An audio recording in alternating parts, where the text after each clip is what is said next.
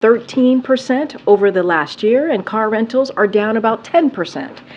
And as we start preparing our Thanksgiving meals, grocery inflation is at its lowest level in over 2 years, with prices for eggs, milks, bacon, and fresh veggies lower than last year. In fact, according to the American Farm Bureau, the cost of a Thanksgiving dinner fell this year. Prices are down for turkey, stuffing, peas, cranberries, pie crust, and whipping cream. We had a big discussion about whipping cream in the back. It's like, I don't know what whipping cream is. I know whipped cream, but not whipping cream. Anyway, because wages are rising, this Thanksgiving dinner is the fourth cheapest ever as a percentage of average earnings. Finally, as we look ahead to holiday shopping, since last year, prices for toys are down about 4%, used cars and trucks are down 7%, and TVs are down 9%. Lowering costs for Americans continues to be the president's top economic priority, from strengthening supply chains to lowering energy and healthcare costs to cracking down on price gouging by banning hidden junk fees. President Biden's policy will continue bringing relief to American families.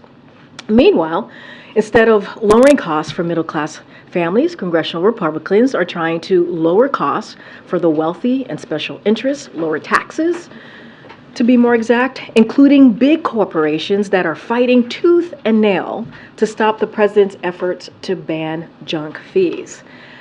Now, today, on Transgender Day of Remembrance, we grieve the 26 transgender Americans who were killed this year.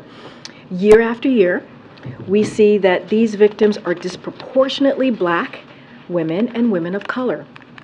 No one should face violence, live in fear, or be discriminated against simply for being themselves. As the president said, there's still more to do to meet the promise, and it's why this administration has taken urgent action to strengthen rights and protect the safety of transgender Americans and all LGBTQ+ Americans. As we mourn the loss of lives that have been taken too soon, we must also recommit ourselves to never stop fighting until all Americans can live free from the discrimination and also from hate. With that, Admiral John Kirby is here today to take any questions that you may have, obviously on the foreign policy front, and to give any updates that we have on the Middle East. Admiral, you're right there. What happened? We'll just move right to the topper. So today, I think you know, Secretary Austin is in Kyiv to meet with Ukraine's leaders and reinforce our staunch support for Ukraine's fight for freedom against Russia's brutal invasion. The Secretary underscored President Biden's abiding commitment to provide Ukraine with the weapons and equipment that it needs to retake its sovereign territory and defend itself. Now in Kyiv, Secretary Austin announced a new security assistance package using previously authorized presidential drawdown authorities. It includes Stinger anti-aircraft missiles and additional HIMARS systems, additional HIMARS ammunition, 155mm and 105mm artillery rounds, Javelin and AT-4 anti-tank systems, and of course millions of rounds of small arms ammunition. This announcement will obviously help meet Ukraine's immediate battlefield needs, but only just that. Again, we want to urge Congress to pass the supplemental request that we put in front of them to allow us to keep supporting Ukraine in an unimpeded, uninterrupted way. The runway continues to get shorter with each and every passing assistance package that we provide them. As President Biden has said, when aggressors don't pay a price for their aggression, they'll cause more chaos and death and destruction. They just keep on going. And the costs and the threats to America and to the world will keep rising. So the actions that we take, and just as critically, the potential actions we don't take, will reverberate for many years to come. Speaking of that, I'm sure you saw the op-ed piece that the president wrote for the Washington Post over the weekend, laying out how the world faces an inflection point right now. Again, about where the choices we make will determine our future for generations to come. As he noted, we continue to stand firmly with the Israeli people as they defend themselves against Hamas, a terrorist group that has vowed to wipe Israel off the map and has promised to conduct attacks similar to the ones on September 7th of October again and again and again.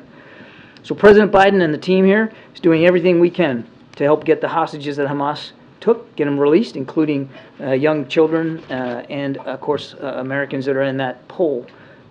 Now, I think I know this is of great interest to all of you.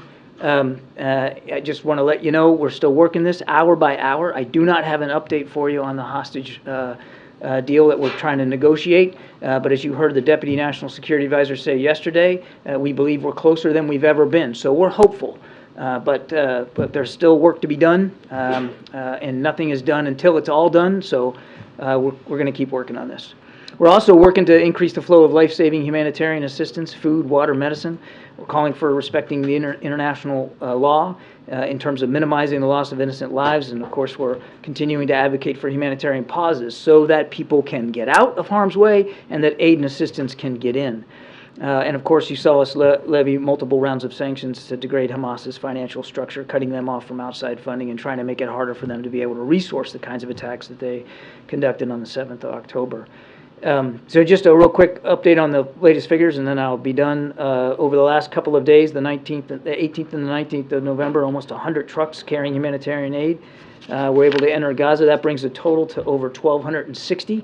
And then following Israel's announcement that it's allowing fuel now into Gaza to support non-governmental organizations at our strong request, we are now tracking that 6 trucks have crossed down into Gaza with approximately 18,000 gallons of fuel. That will help support food distribution, and it will help generators for the hospital so that they can keep working. Again, we expect those deliveries to continue on a regular basis and hopefully in larger quantities. I'm talking about the fuel specifically there. And then just lastly, the total number of U.S. citizens that we've been able to move out of Gaza through that Rafah crossing is now up to 800. We're continuing to work that every day as well. Good, Steve. John, the United Nations says nowhere is safe in Gaza. Is the U.S. working with Israel to create a safe area in Gaza for civilians? What we've talked to the Israelis about, particularly now as they're beginning to plan operations in the south, where so many people have moved, is to make it clear that they have obligations to not only allow for that safe passage, but to make sure they're not putting all those civilians, now more civilians in southern Gaza than were before, putting them in harm's way. Secondly, I know you don't want to talk about hostages, but in general, is Israel on board with the idea of a pause of a few days? That gets into our negotiations here for the hostages. They have instituted, again, at our urging, they've instituted these daily humanitarian pauses. And in some cases, they were supposed to be 4 hours a day. They've actually expanded them up to 7 hours a day. So they're happening on a regular basis, and they're predominantly designed to allow people in the north to move through a couple of safe corridors to the south. So it's the pause to let people get out. That's the principal purpose of that. But I think you can imagine, and again, I want to be careful here, I don't negotiate in public, but if you're going to secure the release of hostages, and we certainly hope we're going to be able to do that soon, you got to make sure they can get from where they are to safety and do that as safely as possible, which means you're going to have at least a temporary localized stop in the fighting to allow them to move. I mean, we also can't take for granted that all these people are easily mobile and don't have some sort of health issues that require perhaps a slower route out or assistance getting out. So I don't want to negotiate in public, but we believe we're getting closer. Mike? John, you talked about the negotiations. Everybody's been sort of talking about the swirl of, the contacts between the U.S. and Israel and Qatar and Hamas. When you talk to the family members, one of their deep abiding frustrations is that it's, I think, day 45, and they don't have any information, proof of life, conditions that normally the Red Cross would go in, would at least, determine something about the fate of their, some of these people are, believe that their loved ones either are sick or need medicine or have been injured or whatever. Is there nothing that the U.S. and Israeli governments can tell the hostage families without compromising the ongoing negotiations to actually get some release? And if not, what do you think explains the fact that the Red Cross hasn't been able to get in there? I can't speak specifically to the Red Cross access. Hamas has control here over where they are and how they are. So it could be an issue of Hamas holding that kind of access up. I can tell you we're doing the best we can with the information that we have to keep the families informed, American families informed. There's not that many of them. We know who they are, and we're doing the best we can to keep them informed, including and keep them informed on the process of trying to secure release. But I'm not going to, I'm not going to lie here. There's in some cases a paucity of information. I mean, it has been difficult to get any great detail on every single hostage, where they are, how they are, and move that process forward in terms of informing the families. We'll do what we can. We're informing them to the maximum degree we can. They have a right to know everything that we know, and we'll just keep doing it on our own as best we can. Thanks so much, John. Has the president had any additional calls with world leaders about the hostage deal today? Not that I'm tracking today. And was the last time you spoke to Prime Minister and then It was the last call that they had. Can you just give us a sense of the level of trust right now? And I know you can't speak to specifics, but in these negotiations, how much trust is there in those conversations between all parties over the hostage deal? It's a negotiation, and it's over human lives. You do the best you can going back and forth with the arrangements, which we're doing right now. And at some point, when you come down to executing, when you hit go, then you're counting on everybody to meet their commitments, and that's what we're doing. Admiral, over the weekend, President Biden in his op-ed said that the U.S. was preparing to issue visa bans against Israeli extremists attacking civilians on the West Bank. What effect would that actually have? Well, that would, if you were to impose a visa ban, it would prevent that individual from traveling here to the United States. Is there any timeline on when that might be instituted? I don't have a timeline for you. But nor do I have a final decision. Is that meant to be a deterrent? Nor do I have a final decision. Is the Biden administration upset by how this is playing out in the West Bank, what those extremists are doing to Palestinians in the West Bank? Of course we are. The president has spoken to this many, many times, including from the Rose Garden when he was here with the Australian Prime Minister. I mean, what's happening with the settler violence is unacceptable, absolutely reprehensible. And yes, we wouldn't have talked about the potential examining visa bans. And again, no final decision here. If it wasn't just another clear statement of our deep concern over this. What other sanctions are being considered besides the visa ban? I don't have anything else. Good, Annie. Oh, thanks so much. There's been fighting over the last few days and hours around the Indonesian hospital in Gaza. Yeah. Can you speak to whether or not there's U.S. intelligence that suggests that too is some sort of hub for Hamas activity, and what the U.S. feeling is about the reports of shelling in and near that hospital? Hospitals should not be the scenes of firefights. We've been very clear about that. You got patients in there, you got medical staff, you got people whose lives are literally at risk and are innocent victims of this. They shouldn't be put at more risk than they already are, being held up in a hospital or holed up in a hospital because of health issues, can't move. So we don't want to see firefights in hospitals. I don't have any specific intelligence about the degree to which Hamas is or is not using that particular hospital. Nothing to share today. John, I was just curious, you mentioned Hamas is still determined to try to carry out any sort of terrorist attack abroad. This Thanksgiving week, is there any elevated risk of terror attacks here at home? And is the White House or NSC doing anything specific? Because of the holiday week, most people obviously kind of check out in D.C. I'm just curious, are you staffing up in a difference because of the terror threat? We're not tracking any specific credible threat here at home over the holiday. That said, I think you can understand we're going to be as vigilant as we have been since this conflict began, and certainly make sure that we, to the best we can identify any potential domestic threats and disrupt them before they can take place. We're watching this all very, very closely for spillover effects from the fight between Israel and Hamas, both against the Jewish community and, of course, the Muslim community here in the United States. But again, I'm not tracking any specific credible threat that's being acted on at this time. Back at the Indonesian hospital, my colleague spoke with the hospital administrator who said that President Biden needs to do more to protect hospitals in Gaza because, quote, he's the only one Netanyahu will listen to. Could you comment on that? And also, is the U.S. at all concerned that Israel is being seen as attacking one Gaza hospital after another, and also areas in the south now? the president, in every conversation that he has with Prime Minister Netanyahu, and it's not just him, Secretary Blinken, Secretary Austin, Jake Sullivan, the whole team here, at every instance, continues to urge Israelis to be as cautious and as deliberate and as careful as they can in conducting these operations against Hamas, which they have a right and a responsibility to do, to go after Hamas. They also have a right and a responsibility, an added burden, if you will, because of the way Hamas fights, to do everything they can to look after civilian casualties. It is a part of every discussion that we're having with our Israeli counterparts. And I'm sorry, the second question was?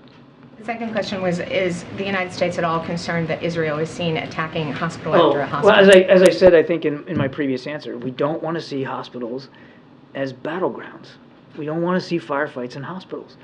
Now, as we've also said, at least when it comes to Al-Shifa, I don't have any intelligence on this Indonesia hospital, but at Al-Shifa, we did have intelligence that corroborated the Israeli claims that Hamas was using it as a command and control node.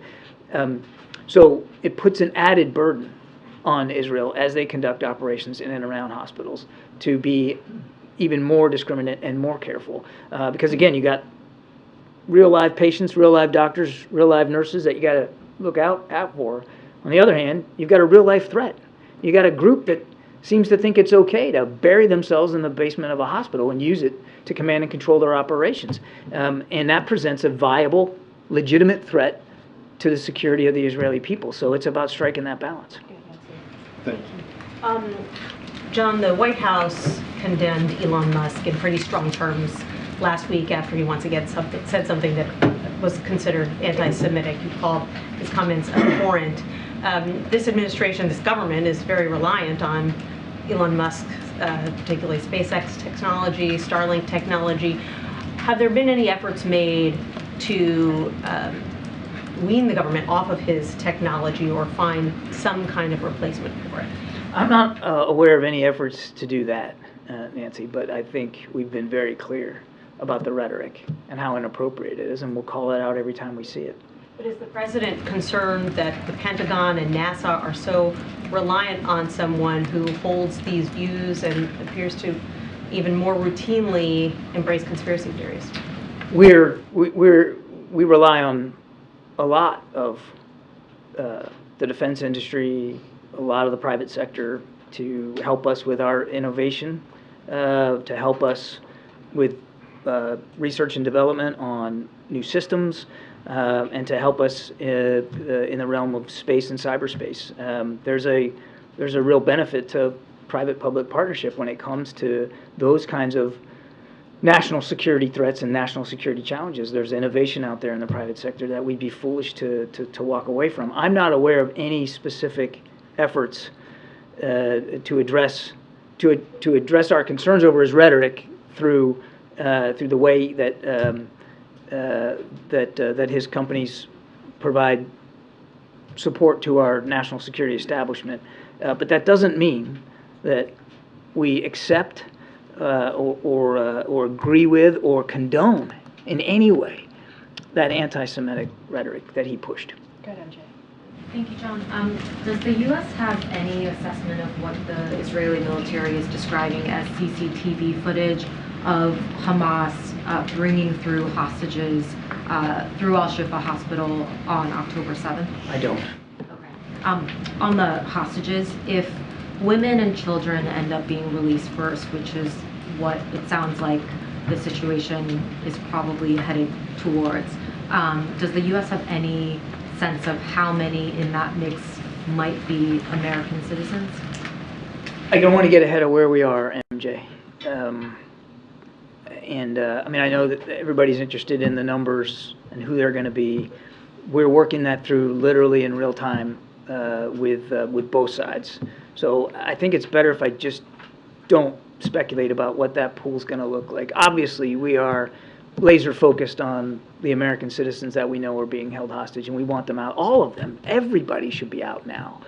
But here we are in a negotiation, and we're getting closer to the end, we believe, of that negotiation. So again, I'm going to be careful.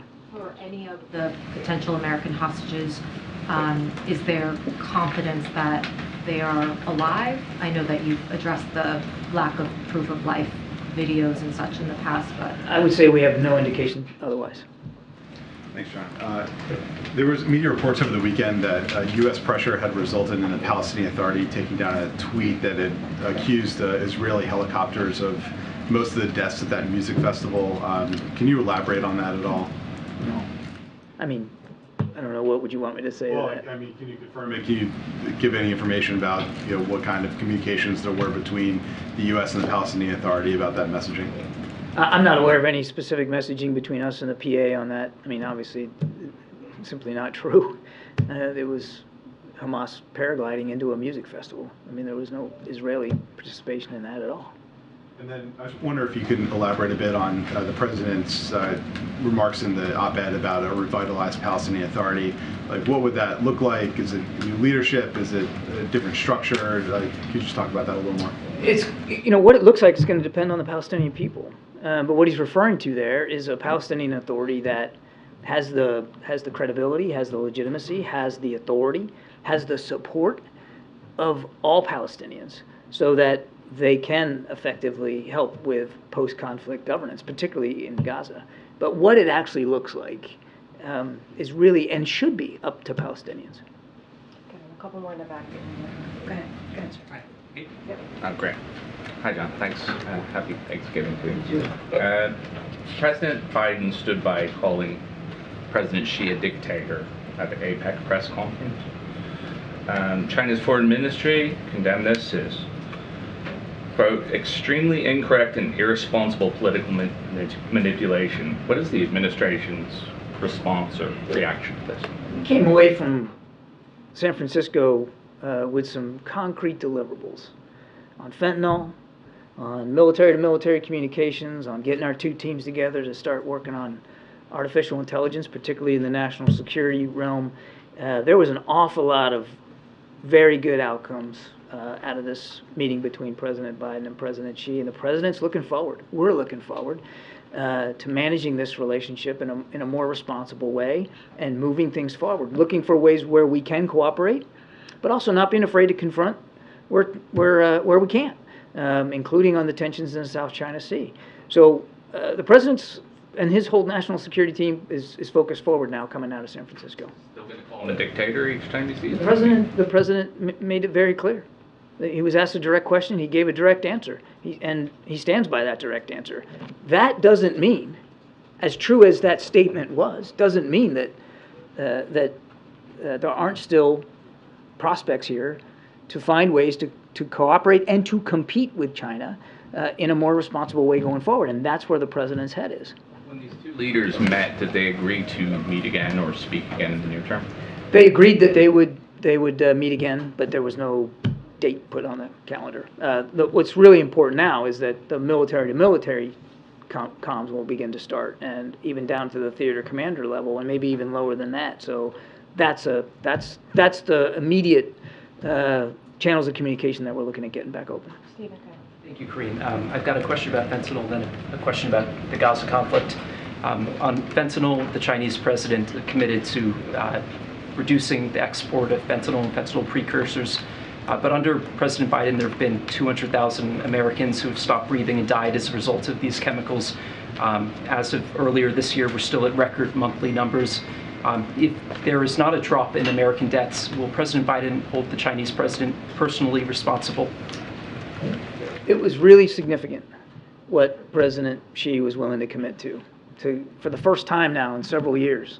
I mean, they're really going forward here and willing to take law enforcement action to shut down the export of these ingredients, the precursor chemicals that the labs, largely in our own hemisphere, are creating to make fentanyl. It's a big step forward, and we're grateful for that.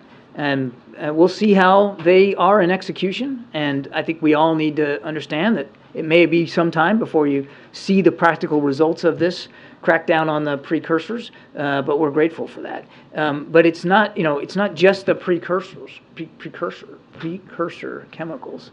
I'll try it again in English. But it's the labs in our own hemisphere that are taking those chemicals, those ingredients, making fentanyl, and then moving it north up to our borders, and it's a serious problem. And again, as the president said at the press conference, this agreement will save lives, will save American lives. And President Xi said he was committed to helping with that. Before turning to the second question, just to follow up on that, the Chinese president's in charge of a single-party state. He's said in the past that he'd crack down on fentanyl, and U.S. deaths hit an all-time record last year. I mean, is President Biden not going to consider him personally responsible if American deaths do not go down? He has said he was going to be personally responsible for stemming the flow of these chemicals out of China, and we're grateful for that. That's going to take a little bit of time as he goes back to Beijing and puts those processes in place, those law enforcement actions. We're grateful for that. Thank you. And second question, protesters here in D.C. and New York, across the country, they've settled on a nickname for the president. They've been calling him Genocide Joe. They wrote it on the gates. Do you have a response from the White House to that nickname that they've settled on? We're not worried about nicknames and bumper stickers. I mean, it's First Amendment free speech. The president's focused on, as he wrote in his op-ed, on making sure that we can continue to support Israel as they fight a terrible terrorist group, Hamas, and as we all work together to get humanitarian assistance in and get people out, including hostages. I said this the other day. Again, people can say what they want on the sidewalk, and we respect that. That's what the First Amendment's about. But this word genocide's getting thrown around in a pretty inappropriate way by lots of different folks. What Hamas wants, make no mistake about it, is genocide. They want to wipe Israel off the map. They've said so publicly, more than one occasion. In fact, just recently. And they've said that they're not going to stop. What happened on the 7th of October is going to happen again and again and again. And what happened on the 7th of October? Murder, slaughter of innocent people in their homes or at a music festival. That's genocidal intentions. Yes, there are too many civilian casualties in Gaza.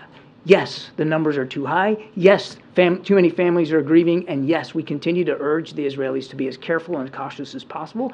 That's not going to stop, from the president right on down. But Israel is not trying to wipe the Palestinian people off the map. Israel's not trying to wipe Gaza off the map. Israel's trying to defend itself against a genocidal terrorist threat. So if we're going to start using that word, fine, let's use it appropriately. Okay, way in the back.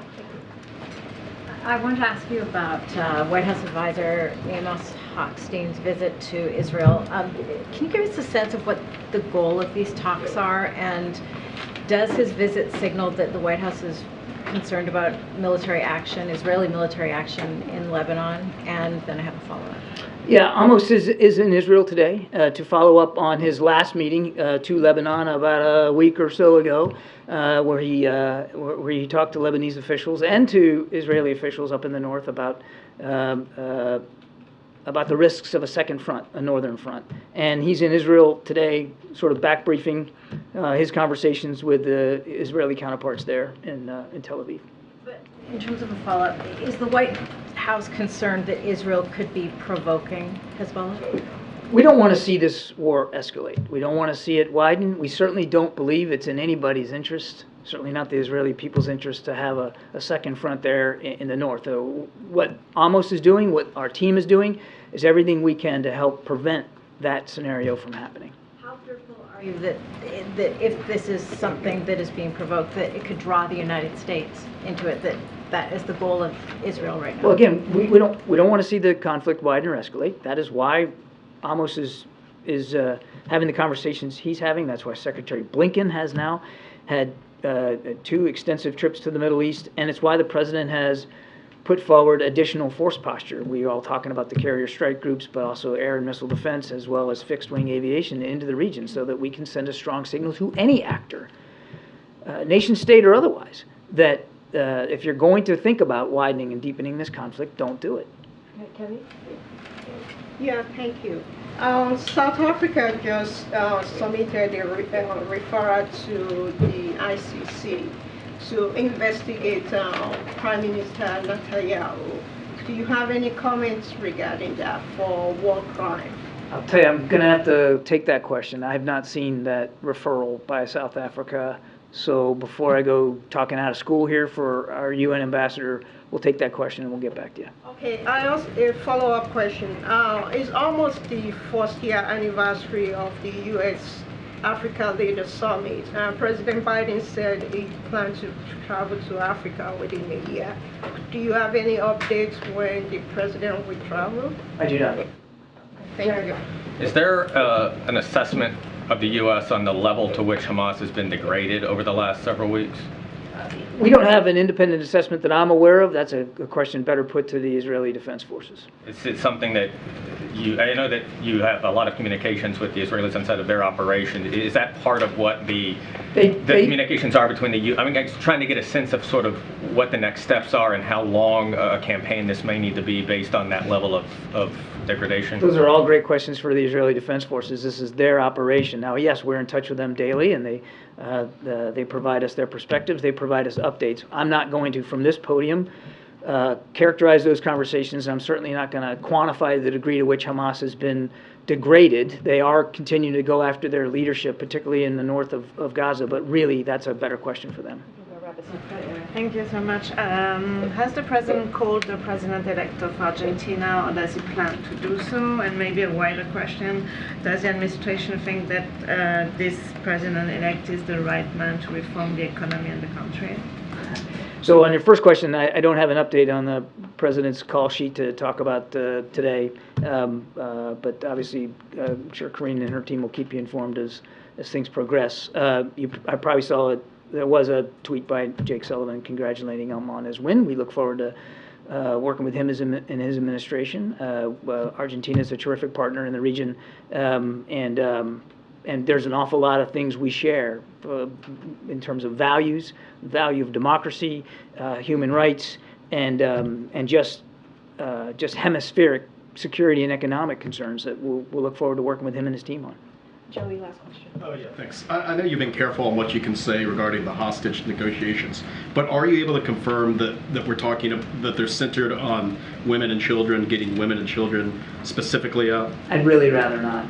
But obviously, as I said in my opening statement, we want to see especially we want to see the children and women get released. Obviously, that's a high focus for everybody, and of course the Americans too, because we know there's at least one American toddler in that pool. But I think the less said, the better. As we get into the what we hope is the end game here on negotiations, it's probably safer if I don't go into much speculating. Hopeful that it's the end game. What are we, what kind of time frame are you looking at? I mean, I couldn't tell you. Yeah. Just that we're closer now than we've been before. That's a good thing, but we don't want to do or say anything publicly that's going to jeopardize what we hope will be a positive result. Thanks. Yep. Thanks. Keep you too long on your foot there. A sprain or a break?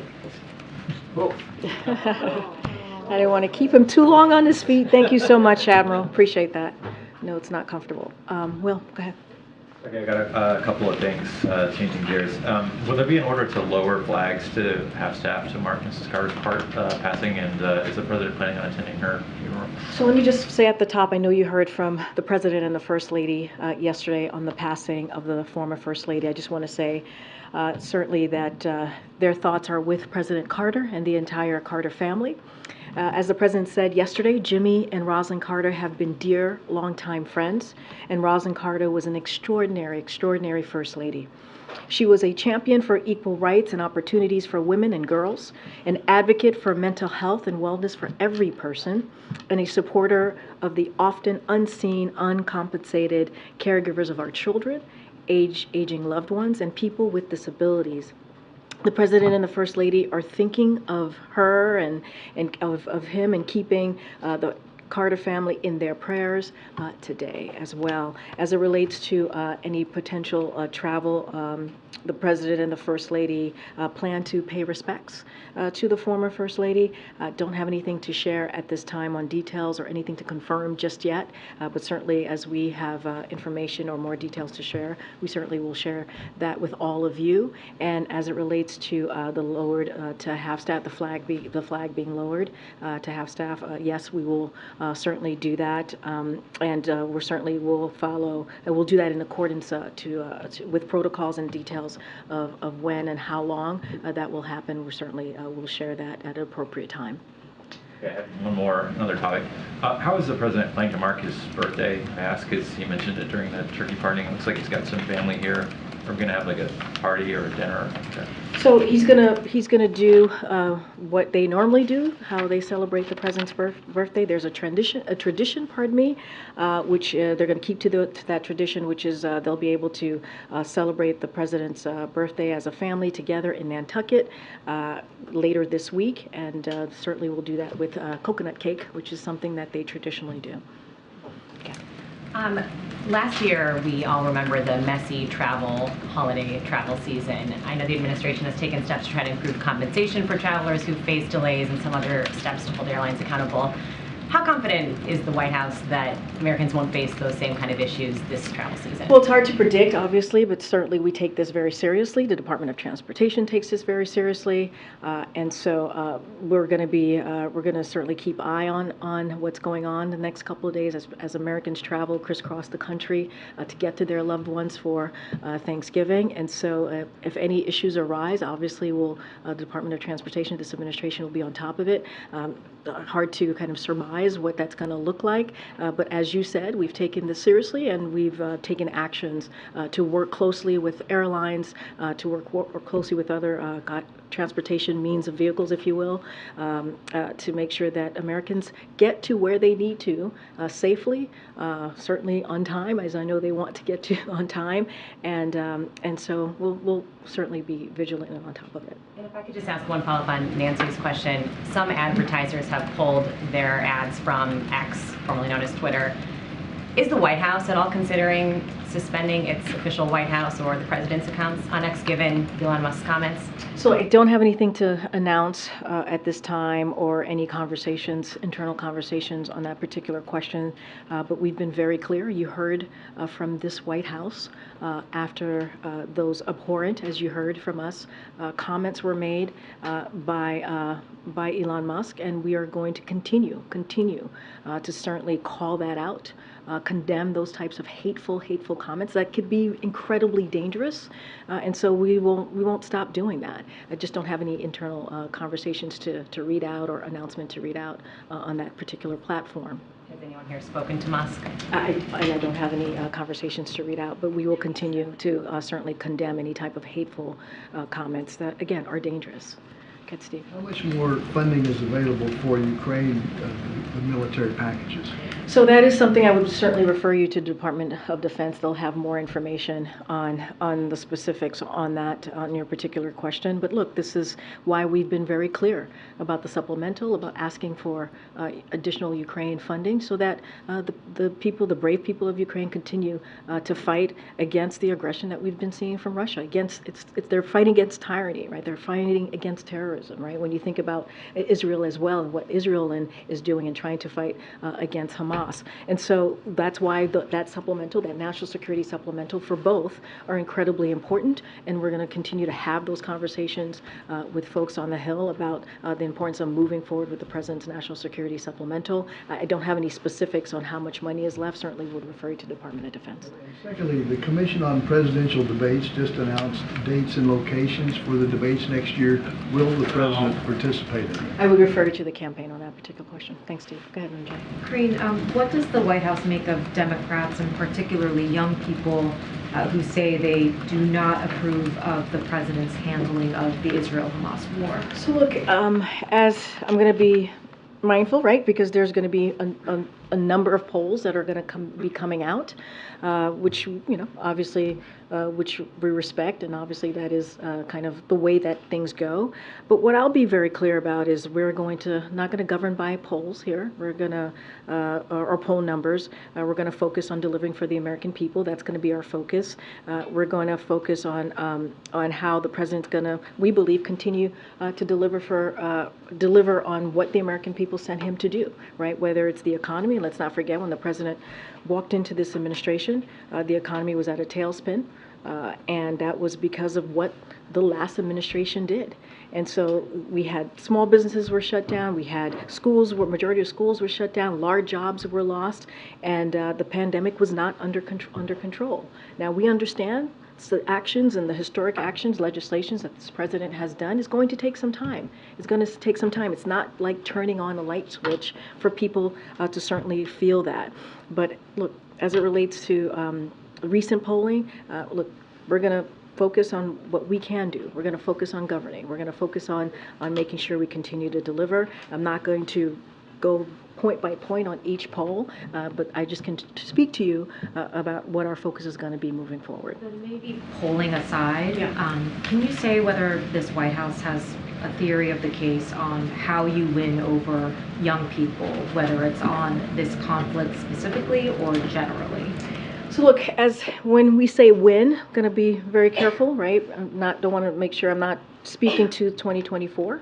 That is something certainly that the campaign can analyze and speak to more broadly, and how that looks for them and how it looks for that campaign, the president re-election.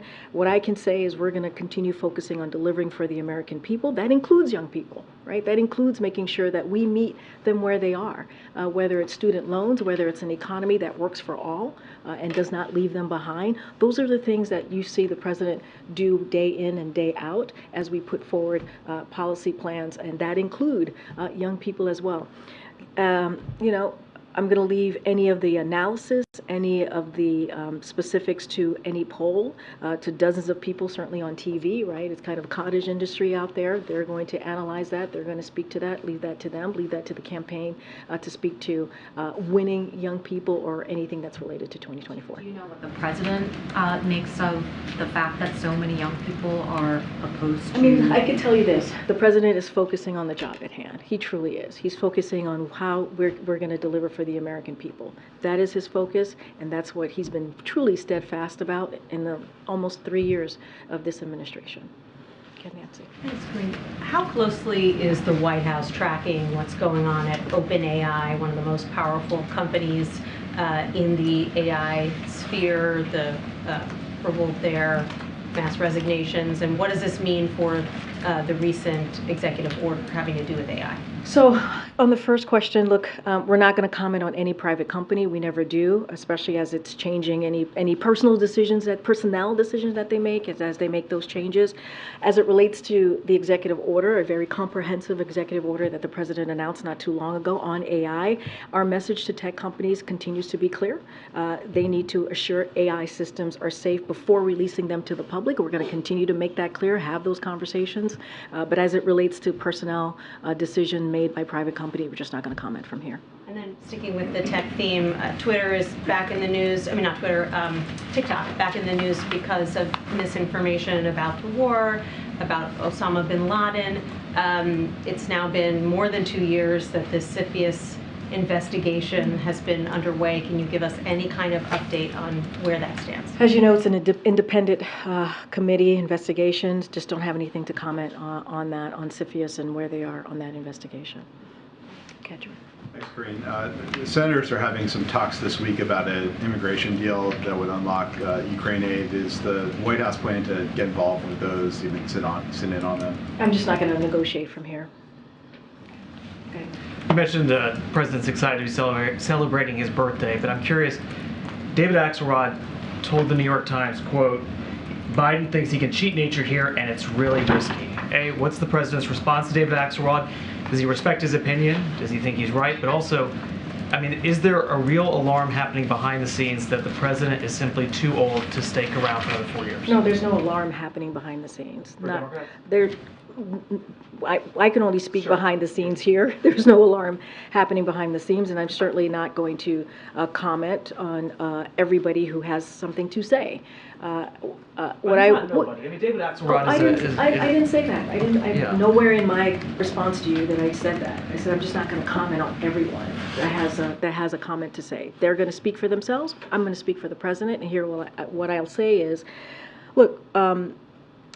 And also, it's just not my job. It's not my job to think through or to tell people what to think, right? Whether it's the American people out there or a political analyst or as your question is about David Axelrod. It's just not my place to speak to that. What I can speak to is how we see this, what our perspective is.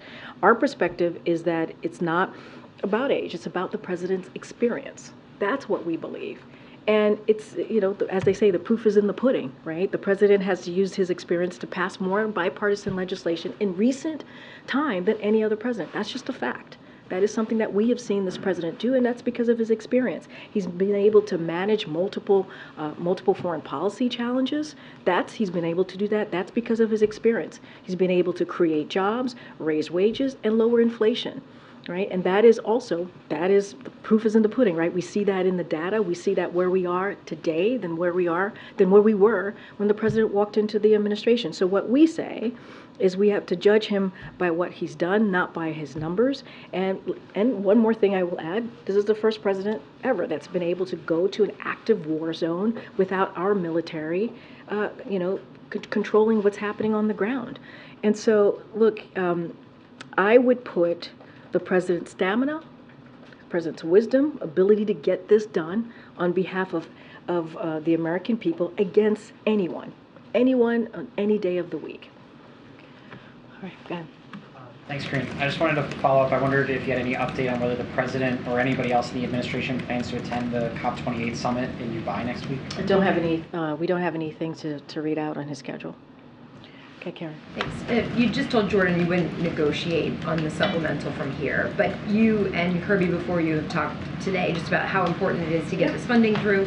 So now that Congress doesn't have an urgent deadline until next year because of the CR getting passed, how concerned is the White House that this is not going to get through in a timely manner? And what is the president going to do in the next couple of weeks to try to push this through? So look, again, I'm not going to get into negotiations from here, as you stated in your question, but I will say this: there's a lot at stake. There's a lot at stake as you think about our national security and also our domestic needs. So it is crucial, it is important that we get this done. And so we're going to continue to have conversations. Our legislative affairs shop here, our OMB director is going to continue to have conversations with members of the Hill. So yeah, it is important. We wouldn't have put it forward if we didn't think it was needed, right? These are emergency needs that we requested when you think about the supplemental, both the domestic one and the national security. So obviously, we're going to continue to have that conversation. We're going to continue to do it in a bipartisan way, do it both with Republicans and also Democrats on the Hill. And so we take this very seriously. We wouldn't have put it forth if we didn't think it was needed. Will we see the president get personally involved, engaging with lawmakers right after the Thanksgiving holiday? Don't have any layout or readout about who the president's going to call. As you know, the president has personal relationships, long-time relationships with many members in Congress, and so certainly he has done that before, reached out. I just don't have I don't have a strategy to lay out or a list of folks that the president might or may not call. Go ahead. Oh, thank you, Karine. Just following up on what Stephen was asking about with regard to fentanyl of Admiral Kirby, can we expect some type of trilateral agreement between the U.S., Mexico, and China to tackle this issue? Don't have anything at this time, any policy announcement to make at this time. Okay. Thank you, as always. I want to ask about... You might regret it, but go ahead. I assure you will not. I want to ask about polling. In February, the president conducted an interview with, I believe it was Telemundo, and he was asked about the dismal state of his job approval ratings. And he answered in words to this effect: "Do you know anyone that believes the polling these days?" And he talked in some detail about the difficulty of getting people on the phone and compiling accurate polling. Whenever you're asked about the president's dismal job approval ratings, you say we're not going to look at polls, we look at his accomplishments. And yet when you are asked about various domestic policy initiatives, you will say these poll very well.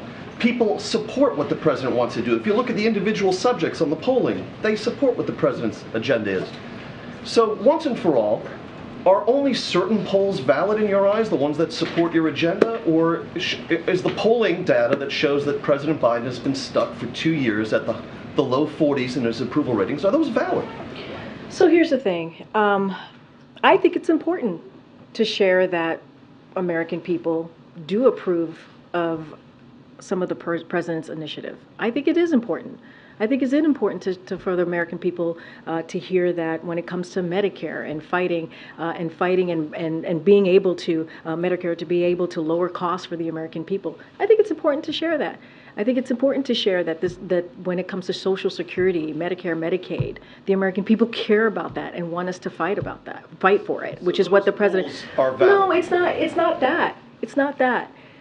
We are given, anytime I'm asked this question, given an opportunity to speak on what the American people want to hear and what we are doing, right? And so there are moments, just like when you ask me about certain polls, that I can say, hey, you know what? That is something that the American people support. But in more broad terms, in general, we're not focused on every poll. We just are not. It is not important for us that we believe to focus on that. We're going to continue to do the work and work on protecting Medicare and Medicaid and making sure that Americans have their Social Security. And I think by saying that Americans support that, that is important for us to say that from here too, because we are actually delivering for the American people. We're actually doing what the American people want us to do. So when I say that, that's what I'm referring to. The work that we're doing, what we want to deliver on, what the American people care about. And it is the economy. It is lowering costs, right? I always talk about that. The president's #1 priority is to continue to lower costs. And I talk about what he has done, whether it's junk fees, whether it's making sure that people have good paying jobs by making sure that we've passed these historic legislation that's going to create good union paying jobs. All of those things are connected. So the polls that show that the electorate at large and also significant majorities within the Democratic Party believe that the president is too old. The polls that show the American people and also significant majorities within the Democratic Party don't want him to run again. And the polls that show his handling of the economy, foreign policy, all of these dismal polls, his job approval ratings, does the White House have any basis to challenge the accuracy of that polling? I'm not challenging the accuracy here. That's not what I'm doing. What I'm saying to you is that we're not going to change the minds of Americans. I get that. Americans are going to feel how they feel, and we're going to respect that. And I've said that many times from here. Many times. I said that moments ago. What I can tell you is what our perspective is. What I can tell you is how we see things. And we believe experience, this president having experience to get things done is important. And we know that it's going to take some time, right, for Americans to feel what we have been able to do in this administration, pushing through bipartisan legislation. That is historic. As I mentioned earlier before, this is a president that has done more bipartisan legislation than any other recent president. And so that's what I can speak to. I can speak to our perspective. I can speak to how we see this. I can speak to what is important and how we're going to try to deliver for the American people. And I will say this, just a couple of data points here.